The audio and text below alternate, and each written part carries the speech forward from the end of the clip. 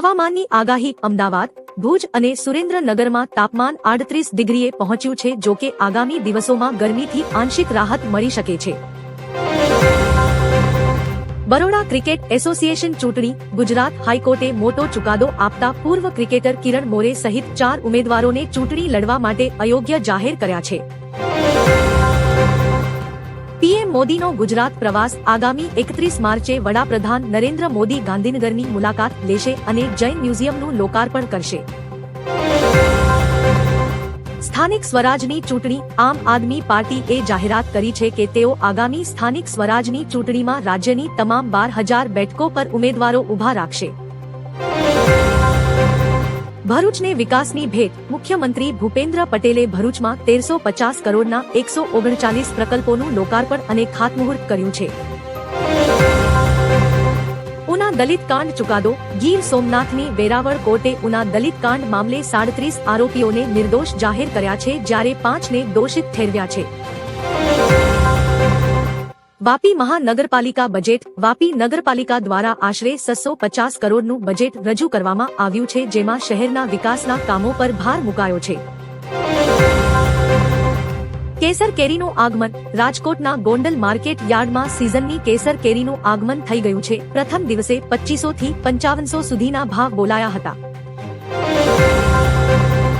ગેરકાયદે રેતી ખનન પર દરોડા. સુરતની તાપી નદીમાં ચાલતા ગેરકાયદે રેતી ખનન પર ખાણ ખનીજ વિભાગે દરોડા પાડીને મોટી કાર્યવાહી હાથ ધરી છે. શિક્ષણમાં એઆઈનો સમાવેશ. ગુજરાત સરકારની મોટી જાહેરાત મુજબ હવે રાજ્યની શાળાઓમાં આર્ટિફિશિયલ ઇન્ટેલિજન્સ એઆઈનો અભ્યાસક્રમ દાખલ કરવામાં આવશે. વિધાનસભા ચૂંટણી 2026. 5 રાજ્યોમાં વિધાનસભાની ચૂંટણી જાહેર થતા આદર્શ આચાર સંહિતા અમલી બની છે. બંગાળ અને કેરળ માટે ભાજપે પ્રથમ યાદી જાહેર કરી છે. ઈરાનમાં ભારતીયો માટે એડવાઇઝરી. મિડલ ઇસ્ટમાં વધતા તણાવને જોતા તેહરાન સ્થિત ભારતીય દૂતાવાસે ભારતીયોને જાણ કર્યા વગર બોર્ડર ન ઓળંગવા કડક સૂચના આપી છે. થોક મોંઘવારી દર. ભારતમાં ફેબ્રુઆરી મહિનાનો હોલસેલ મોંઘવારી દર વધીને 2.13% નોંધાયો છે. IPL 2026 update. આઈપીએલની આગામી સિઝન માટે ક્રિકેટ રસિયાઓમાં ઉત્સાહ છે. સંજુ સેમસન સીએસકેમાં કયા નંબર પર બેટિંગ કરશે તેને લઈને અટકળો તેજ થઈ છે. યુએઈમાં ડ્રોન હુમલો. સંયુક્ત આરબ અમીરાતના ફુજૈરા તેલ ઉદ્યોગ વિસ્તારમાં ડ્રોન હુમલા બાદ આગ લાગી હતી, જેના કારણે તેલ લોડિંગની કામગીરી હાલ સ્થગિત કરાઈ છે. ઈરાન ઇઝરાયેલ સંઘર્ષ. ઈરાનના પ્રમુખે કેટલીક શરતો સાથે યુદ્ધ વિરામની તૈયારી દર્શાવી છે, જો કે હોર્મુઝ સ્ટ્રેટમાં હજુ પણ તણાવની સ્થિતિ છે. Asia Africa agri alliance. કૃષિ અને ટેકનોલોજીના આદાન પ્રદાન માટે ભારતની પહેલથી એશિયા આફ્રિકા એગ્રી એલાયન્સ નામના નવા મંચની સ્થાપના કરવામાં આવી છે. ઓસ્કાર 2026. ઓસ્કાર એવોર્ડ્સમાં ઈશા અંબાણીના વિન્ટેજ લુકની ચર્ચાઓ વિશ્વભરના મીડિયામાં જોવા મળી રહી છે. સ્પેસ સેક્ટરની મોટી જાહેરાત. સાયન્સ એન્ડ ટેકનોલોજી મંત્રી અર્જુન મોઢવાડિયાએ વિધાનસભામાં જાહેરાત કરી કે દીવ અને કોડીનાર વચ્ચેના દરિયાકાંઠાના વિસ્તારમાં ઇસરો દ્વારા નવું સેટેલાઇટ લોન્ચિંગ પેડ બનાવવાની શક્યતા છે. જૂનાગઢ ભાજપમાં આંતરિક વિખવાદ. માણાવદરના ધારાસભ્ય અરવિંદ લાડાણી અને જિલ્લા પંચાયત પ્રમુખ હરેશ ઠુમ્મર સામસામે આવી ગયા છે. ગ્રાન્ટ મુદ્દે વિવાદ વધતા મેંદરડા તાલુકા પંચાયત પ્રમુખે રાજીનામું આપ્યું છે. ખેતીમાં ચિંતા. સુરેન્દ્રનગર જિલ્લામાં ગત વર્ષની સરખામણીએ ઉનાળુ વાવેતરમાં 2000 હેક્ટરનો ઘટાડો નોંધાયો છે, જેની અસર ઉત્પાદન પર પડી શકે છે. વડોદરામાં ગેસ કનેક્શનની પડાપડી. રાંધણ ગેસની અછતની અફવાઓ અને ભાવ વધારા વચ્ચે વડોદરામાં પીએનજી કનેક્શન મેળવવા માટે અરજીઓમાં એકાએક મોટો ઉછાળો આવ્યો છે.